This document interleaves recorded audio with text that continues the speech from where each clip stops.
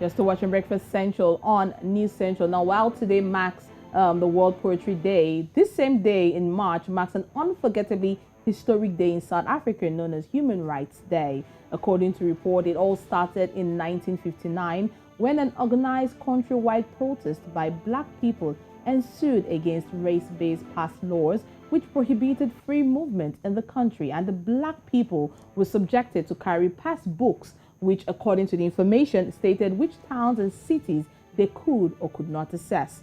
Dubbed as one of the first and most violent demonstrations against the racist regime in South Africa, over 200 people were injured and 69 people died, and they were all killed by police, a day the country honors as the Sharpeville Massacre.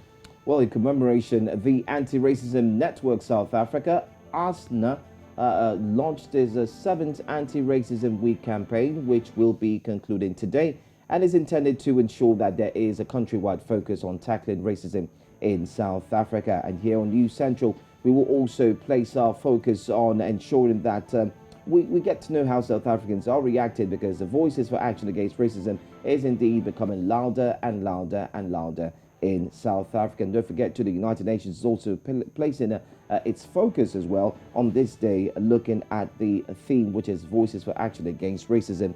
One topic, Oluchi, that we will always continue to talk about as Africans. Racism, racism, racism. Whether you like it or not, you just have to face it at a certain time in your life. Exactly, at a certain time in our lives. And in South Africa, it seems to be quite prominent at this point in time. But thank God we're in the 21st century where people can speak out. I mean, going back 20, 30, 40 years ago, we couldn't come out this expressively to talk about the situation of things when it comes to human rights. Now, we also understand that the president of South Africa will be delivering a keynote address in the northwest part of South Africa, that's in coastal region. Now, one of the things that people have come out to also address and talk about it is the fact that the government appears to have failed in certain aspects of the country when they're talking about the high level of poverty rate in the country, the high level of uneducation in the country, and they're coming out and people are wondering what needs to be done to ensure the human rights are not abused. Because according to the report you just read, World Bank came out to give a report that South Africa is economically the most unequal in the world. Now that's a dashing and a damning statement to come out and put, or a damning report to put out there for the people of South Africa.